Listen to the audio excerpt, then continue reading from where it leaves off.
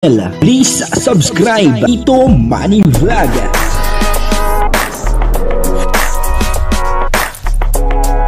Payagan po si Tito Manny Vlog na mag-reactor para pambiling gamot sa kanya pong karamdaman. Wala man siyang records ng ng awayan. Grabe po, no? Dito po ay makikita po natin na talagang si Carla ay sweet na sweet kay Papa Jomar. At siyempre si Papa Jomar ay ganun din po kay Carla, no? Ibig sabihin po ay talagang meron na po silang pag-uusap o meron na po silang unawaan, Hindi lang po doon sa loob ng teleserye at maaaring ganun din talaga sa labas, Ang sabi po ng iba, parang pinapasakay lang daw po yung mga viewers, parang ganyan, kasi teleserye lang daw po. Pero sa obserbasyon ko po, ito po ay totoo, totoong relasyon na talaga to. Yung nakikita ko po sa kanila, at talagang nandoon po yung pagiging masaya po nila kapag po sila ay magkasama. Kumbaga ay talagang totoong-totoo ang nangyayari po sa kanila, At si Carla, makikita po natin, komportable na dito kay Kalingap Jomar, kung dati ay medyo nahihiya po siya, pagka binablog, pero ngayon ay talagang makikita po natin yung nandun na yung self-confidence ni Carla, po. At lalo pong gumaganda, si Carla habang tumatagal ay lalo po siyang gumaganda, Ang laki na po ng pagbabago ni Carla, pero yung kanyang ugali, siyempre ay nananatili po na talagang siya ay lagi lang nagpapakumbaba. Sa ugali niya po ay walang pagbabago, Kung ano po yung nakilala si Carla noon, hanggang sa ganoon, ay ganun pa rin po siya. Nabago lang po sa kanya, siyempre, yung kanya itsura. Kasi sa ngayon, siyempre, alam naman po nating lahat na itong si Carla ay talagang mayaman na sa ngayon. Siyempre, kung ano pong gusto niya na pampaganda, ay pwede din niyang mabili. Hindi po katulad ng dati na talagang medyo, sabihin na natin, hirap sa buhay. Yun po ang katotohanan. At ngayon naman, lahat naman po ay ganoon, kahit po siguro ako, kahit po kayo, pagka po nagkakapera na, siyempre, kung ano po yung gusto natin na bilhin, ay bibilhin natin, para sa ating sarili. Kasi mahirap naman po na, kagaya ni Carla, na talagang siya ay sikat. At talagang marami po nakakakilala sa kanya. Tapos makikita po na parang losyang ang kanyang dating, hindi po pwede yun. Parang artista na rin po kasi yan, yung mga katulad ni Carla na talagang marami po ang nanonood, Siya po ay viral sa YouTube at marami po nakakakilala sa kanya. Kaya natural lang, na si Carla ay dapat laging maganda. Po, kasi siyempre pag may nakakita, ganda pala ni Carla, Kasi ganun ng mga tao, Meron naman na pag nakita si Carla na hindi siya nag-aayos, sasabihin ng mga nanonood na, hindi naman pala maganda si Carla. Parang ganun, Kaya lang si Carla, kahit mag-ayos or hindi, ay likas sa kanya yung kagandahan. Talagang maganda po itong si Carla. Kaya nga po na-inlove itong si Papa Jomar, dahil po doon sa kagandahan ni Carla, Kaya yun, dito po ay meron tayong mga video na nagpapakita na talagang sweet na sweet itong dalawa, po. Panoorin po natin. Po, ito po yung video.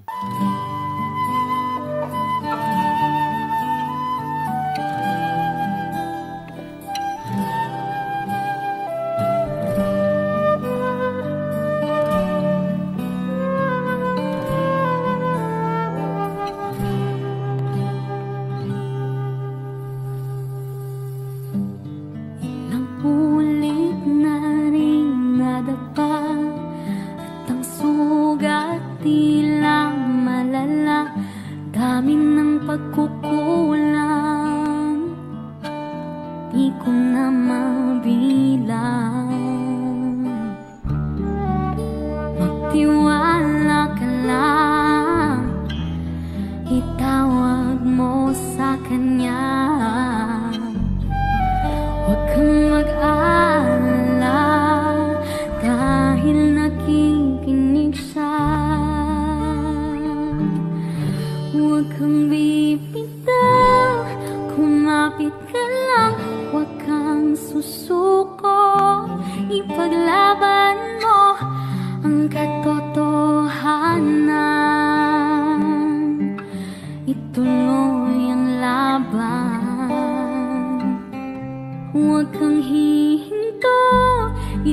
Ituloy ang takbo, huwag kang mapagod. Tayo ay maglalakbay sa daan ng buhay. Kasama ang Diyos na lumalang, kumapit ka lang. Ngayong nandito ka na, aatras ka pa ba? Wag na, hingin mo'y di makakaya. Palaging may pag-asa, magtiwala ka lang, itawag mo sa Kanya. Huwag kang mag-alala, dahil nakikinig sa. Huwag kang bibitaw, kumapit ka lang. Huwag kang susuko, ipaglaban mo ang katotohanan. Ituloy ang laban, huwag kang hihinto, ituloy ang takbo, huwag kang mapagod. Tayo ay maglalakbay sa daan ng buhay. Kasama ang Diyos na lumalang. Maraming pagsubok man ang dumating, tumuloy ka lang. Lahat ay lilipas din.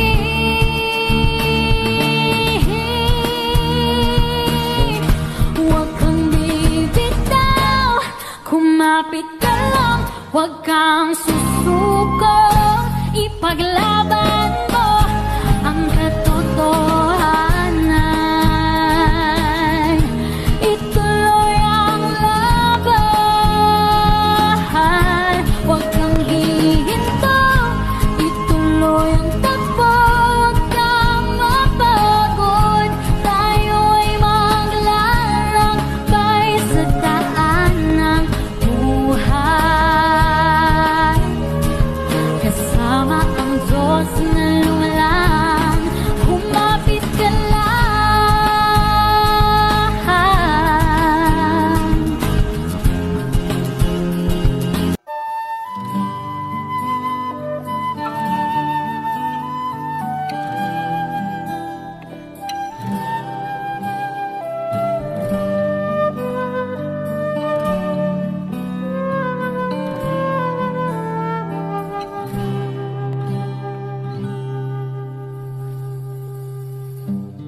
Ilang ulit na rin nadapa, at ang sugat tilang malala.